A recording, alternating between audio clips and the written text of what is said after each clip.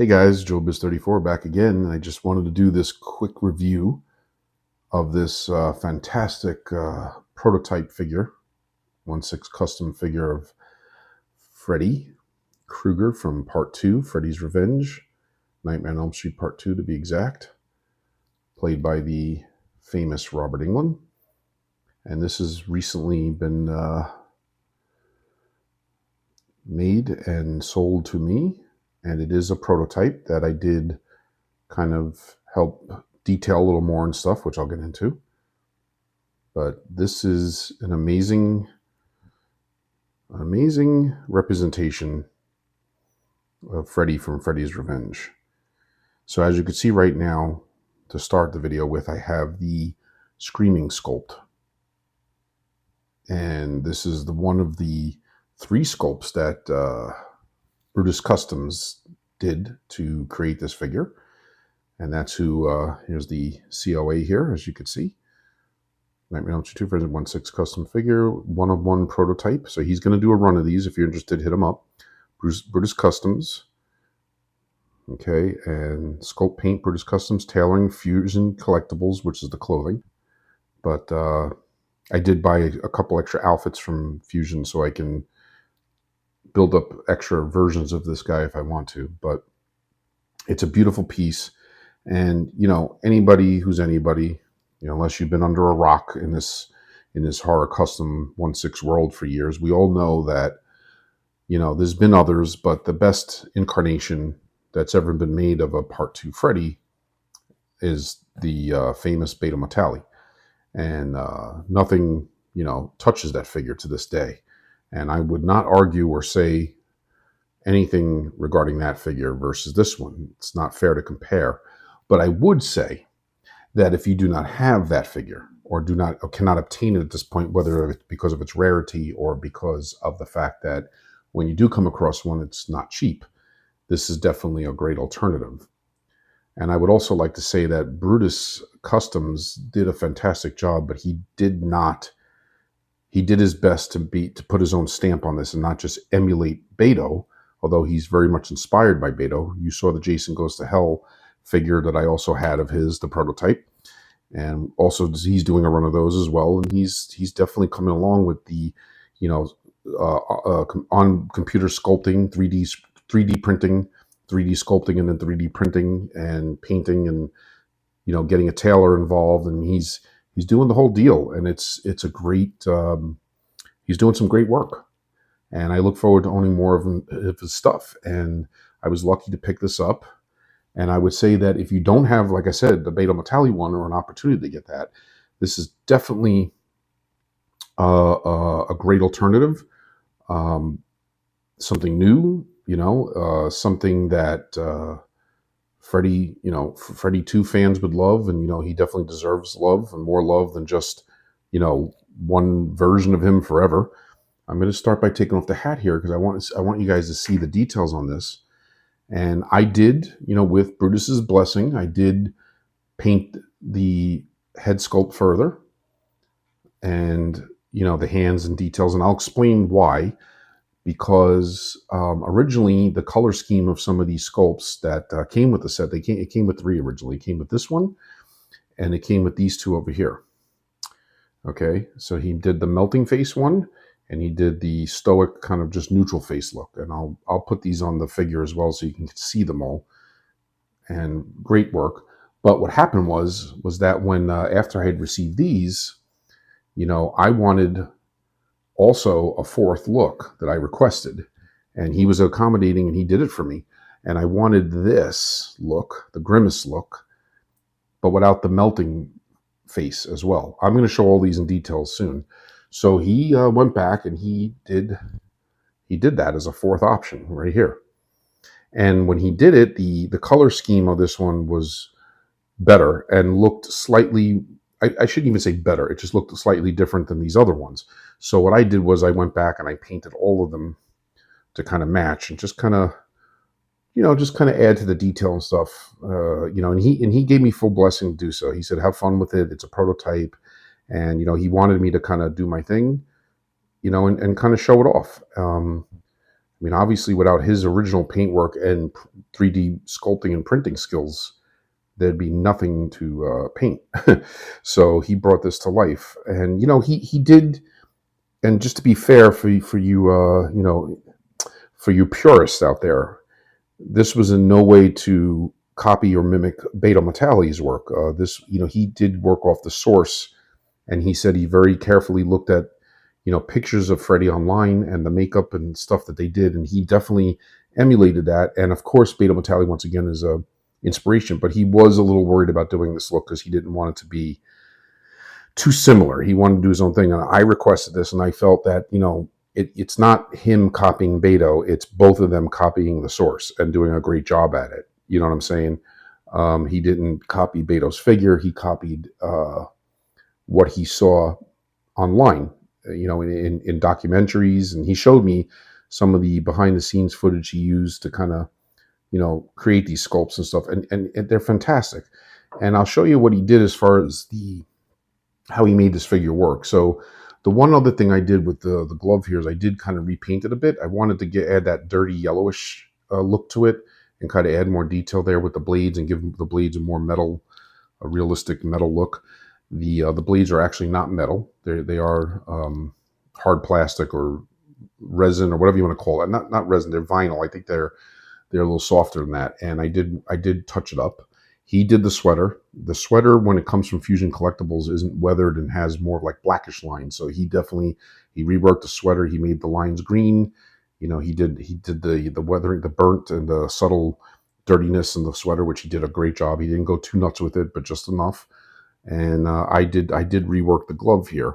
Now, the way the glove originally looked is, if you look at this one here, this is an additional glove, and that's kind of the original glove, which is also very nice. And it does have like a darker brown tone to it, which is also correct. You can go either way with that. I just wanted to kind of make it stand out a little more.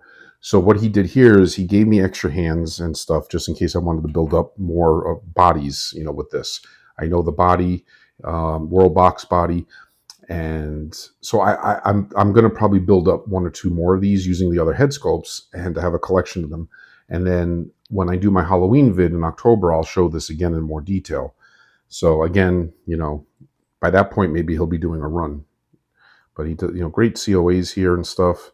Got a little dust on it, but very nice job. And I'm borrowing a Jason Friday the 13th stand just for now. I will get a stand for him eventually. But as you can see, there's the brain detail on it. And again, I did rework it a little bit and repainted it. But there's the open brain. So very well done there. When you think of Freddy 2, you think of, probably by default, these two as the primary looks. But like I said, he went one step further. Like I said, he did different looks. He did this one, which is just kind of like a neutral staring pose. And he showed me the pictures of the behind the scenes stuff. And it really is great as far as like, he really did match it up to what he saw online. Really good work. And then this one, which was his most ambitious and unique thing, is he did the actual melting face thing, which is really nice, where you could see the skull underneath. And he actually put like strings or stuff there to kind of mimic the skin kind of melting off it. So you can see it right there. Really cool. All right. And I did repaint it somewhat and just kind of added a little more guts and stuff in there. Just a little bit, a little gloss and stuff to give it that wet look all around. For all the head sculpts, I did that. Kind of added, kind of give it the wet look. But he did originally do that somewhat on his own as well. So again, I just kind of added more coloring and some details and stuff in the skin texture and all that, just to kind of top it off. And again, mainly because of getting the fort sculpt here. It was a little more pinkish and a little more detail, so I wanted to kind of match them all up. So very nice, very nicely done here. And he has what you would call a magnetic system for the arms. Now, like I said, these are extra pieces he gave me if I want to use a regular body that has like the pegs, which I could do. He gave me an extra non-glove hand too, as you can see here. Okay. But the nice thing here is that he gave me this case with it when he shipped it, which it's magnetic, right? So it holds the hand in place. And there's the bare hand when the nails, when the blades are coming through his actual hand. And I did repaint this a little bit too, just to match the head sculpt, so that everything kind of matched the skin texture and stuff, which is really nice. But if you look here, I'm going to stop this from turning for a second here so you can see here. This just simply comes out with a magnetic system. How cool is that? Okay, so you just simply just boom, and it pops right in. So really nice if you want to switch out the glove and you want to switch it with the non-glove hand with the blades coming out of the fingers. You just simply pop it right out, and you just pop it right in, which is really nice, and it works really well. So look at that, really cool. You can turn it, you can display it, do whatever you want there. Really nice. Now, if you want the more dramatic pose look, as far as being able to bend the hands at the wrists and stuff, you can use these as an alternative, like I said, on a different body, which will allow more articulation with the hand pointing up or down and so on. But for this, it really works. And I think that's a brilliant idea. So I'm going to pause this for a second, and I'm going to show the figure with the different head sculpts and stuff like that. There's the shoes. He did give me an extra pair of shoes too, as well, for another buildup, and he gave me another hat too for another buildup. So I'm all set. So I'll be right back. I'm going to pause this for a second, and I'll show you with the other looks and head sculpts on them. Okay, so there you can see the more stoic expression on him, which is really nice. Look at the details in that head sculpt. That's really nice, really freaky looking. Really freaky looking. And there's the hat, and this is what it looks like without the hat on. So again, looks good either way. Really captures that Freddy, especially Freddy Revenge look, which is really nice. And each head is very easily able to get to pop out. So he has a system here that has like the connector here. They don't stand good on their own, so it's better to lay them down so you don't accidentally chip them or damage them. So now we'll put this one in just very quickly, pop it into the head, the neck, and voila. So there's the other sculpt. Look at that. Really nice. Really, really nice. Very impressed with it. I mean, it's a dope figure. It's a really nice figure. And again, it's a great alternative. You know, if you don't have any shot anymore of getting Betos, or you can't afford one, I mean, this is definitely another opportunity to have this figure in your collection, this character in your collection, and look really nice. This is a very special set right here. And again, I don't know if he's going to ultimately do 4 head sculpts when he does the run. You know, I gave the advice of maybe offering people a choice, you know, if you don't want to do all 4. But, you know, ultimately that'll be his decision. But for the prototype, you know, like I said, I requested that 4th look, and he accommodated it. And so you can kind of really see what he can do here. All right, so this is the melting look that happened at the end of the movie. Look at that. Really cool. Really nice. So again, really kudos to him. I mean, he really did a fantastic job. So I'll show what the figure looks like with this one in a second here, so you can kind of see this as well. All right, so I'm back, and as you can see, he has his non-gloved hand on now with the blades coming through the fingers, just like, you know, it happened at the end of the movie, or I should say near the end of the movie. Was like the last maybe half hour or so where he had the non-gloved hand. Only time ever that he ever had that, right? No other Freddy sequel was unique like this one. I'll give it credit for that, although a lot of people say this was the worst one. It has a certain charm to it and has a certain uniqueness to it. You know, even the soundtrack being different, you know, being directed by somebody other than Wes Craven, it was definitely a different spin. Even the type of story it was, dealing with possession instead of, you know, less about dreams and more about him trying to kind of come out in the real world and possess the main character. And there was all kinds of controversy with this film about, you know, some being sort of like homosexual undertones there, and, you know, kind of dropping all those Easter eggs in the movie that, you know, even when I was younger watching it, I didn't really pick up on, but totally blatantly obvious now. But, you know, basically there was a lot going on with this movie.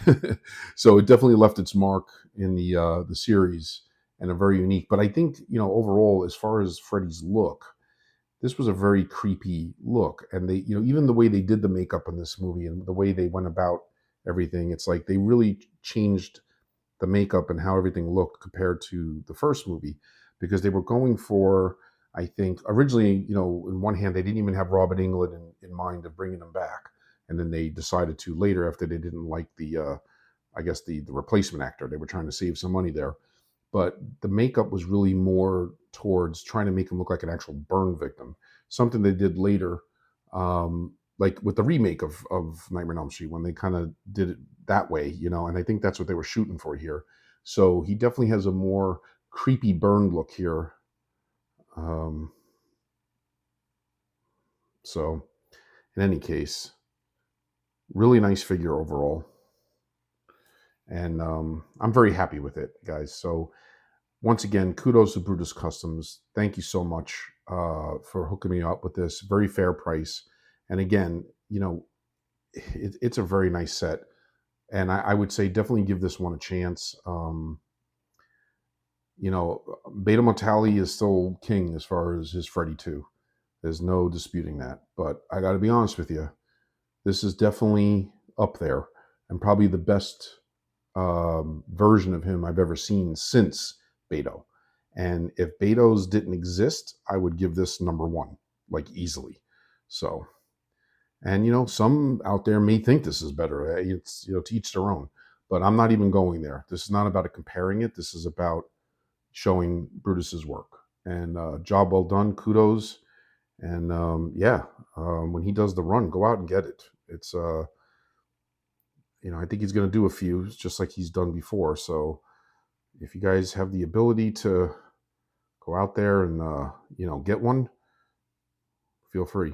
And again, I'll show him again in my Halloween vid this year, and by that point, I'll hopefully have a couple more built up, so I can show him off with more than one head sculpt at the same time. Probably have one like sporting this hand, and maybe one a gloved hand, and so on. But anyway, thank you again, Brutus Customs. Big shout out. Till next time, guys. Peace out. You are all my children now. Take care, guys.